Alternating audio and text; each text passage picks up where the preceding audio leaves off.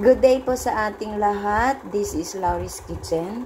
Tayo po ngayon ay magagawa tayo ng gamot sa ubo na hindi tayo gagamit ng mga gamot or antibiotics. Ito po ay base sa aking experience at nakuha ko ito turo sa akin ng balakit sa akin. At chinek ko siya ginoggle ko siya, pero meron nga siyang isang video na nakuha ko din na ganito ang ingredients. Ito po ay bote lang po ito ng red wine, pero actually ito po ay honey po siya na umitim. Ayan, honey. So, kung meron kayong mga honey, ito po ay honey. Ito po ay whiskey.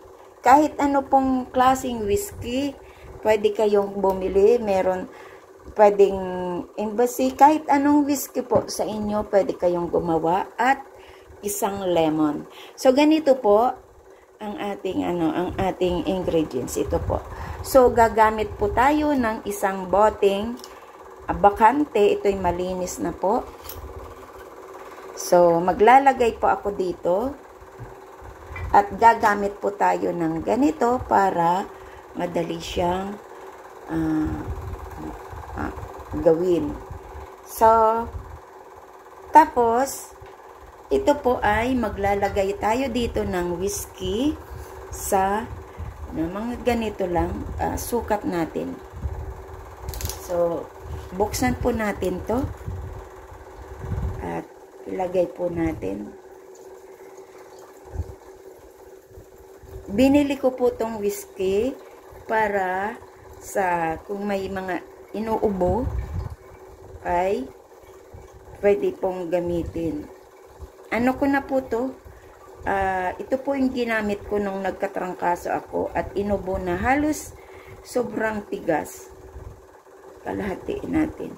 Sobrang tigas ng ubo ko na yung pag inubo ka na masakit na ang ulo mo, masakit na ang tiyan mo sa tigas ng ubo. At nung binitawan ko po yung antibiotics ko at mga gamot, ito lang po ang namin, ang ininom ko. Nung gabing yun, nakapagpahinga po ako ng pag-ubo. So ito po, hanggang dito po ang kanyang whiskey.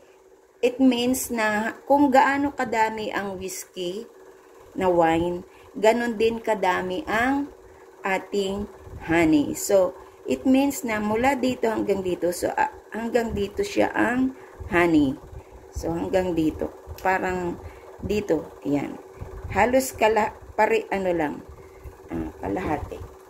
Kung gaano kadami ang whiskey, siya din kadami ang ating honey. So, ilagay na po natin.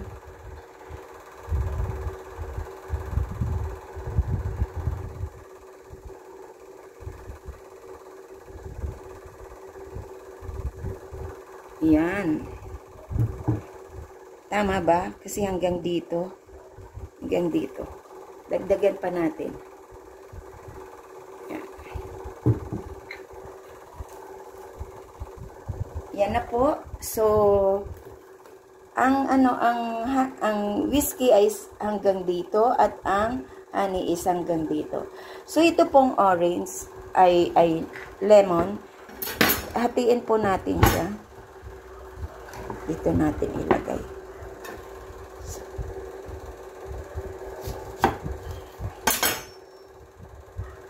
At lagay po. So, diyan na muna natin ipiga. Kailangan bago ilagay doon sa bote. Wala kasi akong pang-squeeze. So,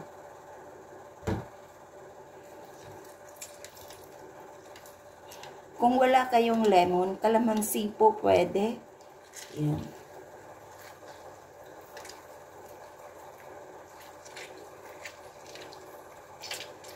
Kailangan ubusin natin itong kanyang katas.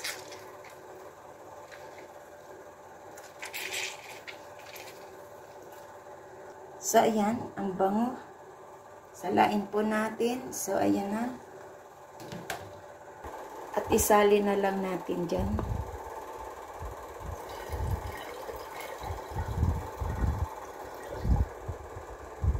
Ayan. So, yan na po. So, kuhanin po natin to.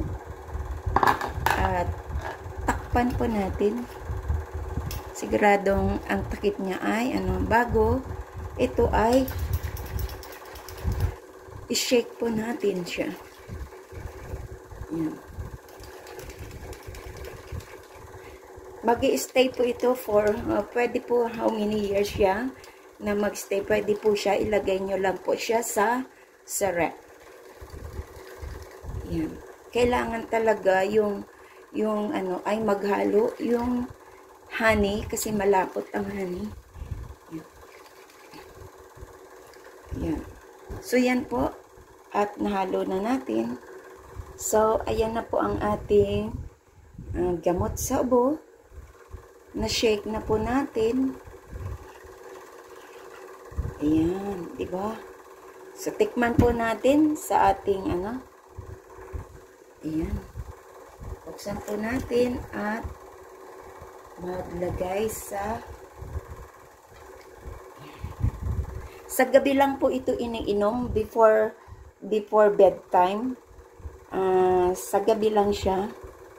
Ayan po siya. So,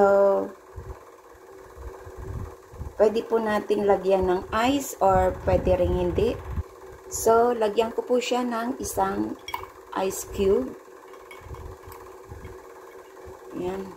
Sa gabi lang po ang inom, sa gabi before bedtime. At yan na po, sigurado mga ganito kadami, pwede na or pwede mo ding dagdagan para talagang talaga sa lalamunan mo. Matanggal talaga yung ating ubo at trangkaso. So, ayan, anuhan ko po masarap siya kasi naghalo yung masarap siya kasi naghalo yung lemon at ang ating honey. Ayan, masarap siya. Masarap din siyang lagyan ng ice. Ayan. Sa gabi lang po sa gabi. Try nyo po sa mga inuubo. Huwag kayong uminom muna ng gamot. Try nyo lang kahit 1 day, 2 days. Ayan. At masusubukan nyo ang walang antibiotics. Hindi na natin kailangan antibiotics. Pero ito, base lang po ito sa aking experience na aking inanuhan at binitawan ko po yung gamot kasi ayoko po lagi ng mag-antibiotics. So, gawa lang po tayo ng mga sangkap na pwede nating inumin na lang. Ito'y base lang po ito sa aking experience na inubo po ako. Ito po ang nakagamot ng aking ubo. So, ayan. Masarap naman siya. Ayan Kasi, masarap siya pag lalo na kung may ice. Ayan. Ubos na.